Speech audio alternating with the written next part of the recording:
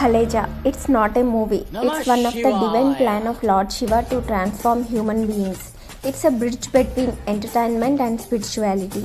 ఇది personal opinion కాదు, fact. ఎందుకు అనే ప్రశ్న అంటే సినిమా అంతా అయిపోయాక శుభం ద ఎండ్కి బదులు పూర్ణమదః పూర్ణమిదం పూర్ణాత్ పూర్ణముదచ్యతే పూర్ణస్య పూర్ణమదాయ పూర్ణమేవావశిష్యతే అనే శ్లోకాన్ని వేశారు. ఈ శ్లోకాన్ని సింపుల్గా అర్థం చేసుకుందాం. పూర్ణమదః అది పరిపూర్ణమే అంటే పరమాత్మ అయిన శివుడు. పూర్ణమిదం ఇది పరిపూర్ణమే అంటే ఈ దేహంలో ఉన్న నేను కూడా పరిపూర్ణమే. పూర్ణాత్ పూర్ణముదచ్యతే పరిపూర్ణం నుండి పరిపూర్ణం ఉద్భవించింది అంటే పరిపూర్ణుడైన శివుడి నుండి వచ్చిన వాడినే నేను. పూర్ణస్య పూర్ణమదాయ పరిపూర్ణం నుండి పరిపూర్ణం తీసివేసిన పూర్ణమేవావశిష్యతే మిగిలేది పరిపూర్ణమే అంటే సున్నా నుండి సున్నా తీసిన మిగిలేది సున్నానే. ఆ శివుడి నుండి వచ్చిన నీవు నేను శివుడికి వేరు కాము, మనం శివస్వరూపులమే. బిగ్ బ్యాంగ్ థియరీ ప్రకారమే అయినా సూర్యుడి నుండి ఈ భూమి వచ్చింది.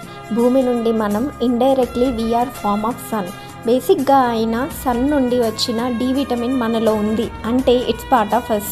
మనలో ఉన్న ఆ పార్ట్ మనం కాదా? ఎనర్జీ వన్ ఫామ్ నుండి అనదర్ ఫామ్కి కన్వర్ట్ అవుతుంది. ఆ ఎనర్జీయే శివశక్తులు, అదే మనం. ఇది తెలుసుకోవడమే సెల్ఫ్ రియలైజేషన్.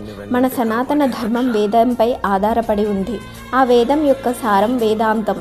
ఆ వేదాంతం చెప్పే మహావాక్యాలు: 1. ప్రజ్ఞానం బ్రహ్మ. ప్రజ్ఞానం అంటే పరిపూర్ణ జ్ఞానం. మూల చైతన్య అవగాహనే పరిపూర్ణ జ్ఞానం. ప్రజ్ఞానమే బ్రహ్మ అనబడుతోంది. 2. అహం బ్రహ్మాస్మి. నేను అనే పదార్థమే ఆ ప్రజ్ఞానం. నేను అన్నదే ఆ మూల చైతన్యం, ఆ విశ్వాత్మ, ఆ బ్రహ్మ. 3. అయం ఆత్మ బ్రహ్మ. ఈ నా ఆత్మే ఆ విశ్వాత్మ అయి ఉంది. 4. తత్వమసి. అదే నీవై ఉన్నావు, నువ్వు కూడా అదే ఆ విశ్వాత్మే. 5. సర్వం ఖల్విదం బ్రహ్మ. ఈ ఉన్నదంతా ఆ విశ్వాత్మమయమే, ఆ ప్రజ్ఞానమే, ఆ బ్రహ్మమే. దేహో దేవాలయం ప్రోక్తో జీవో దేవ సనాతనః. నీ దేహమే దేవాలయము, నీలోని జీవుడే దేవుడు అని అర్థం. వేదాంతం మాత్రమే కాదు, ఆదిశంకరాచార్యులు కూడా నిర్వాణ శతకంలో చిదానంద రూప శివోహం శివోహం, కనిపించేది ఏదీ నీవు కాదు, నీవు శివుడివి అని సాధకులకు మార్గం చెప్పాడు. మానవాళికి నేనెవరు అనే అన్వేషణ ప్రశ్నని వేసి ప్రపంచాన్నంతా అరుణాచలంకి లాగాడు రమణ మహర్షి. నేను ఎవరు అనే ప్రశ్న నీలో మొదలైతే నువ్వు చేరేది శివుడిని, ఎందుకంటే నువ్వే శివుడివి. ఈ అల్టిమేట్ ట్రూత్ని హ్యూమర్తో కలిపి ఒక సినిమాగా చూపించి ఎంటర్టైన్మెంట్లో మునిగిన మనకి నీలోనే కొలువున్నోడు నిన్ను దాటి పోడు అని పాట పాడిస్తూ నీలో శివుడు ఉన్నాడు, నిన్ను దాటి వాడు పోడు. లోకాల నేలేటోడు నీకు సాయం కాకపోడు. అంతటా ఉన్న శివుడు నీకు సాయం చేయకుండా ఉండలేడు. ఇన్ అండ్ అవుట్ అంతా శివుడే అని పాటలో కూడా ఉంది.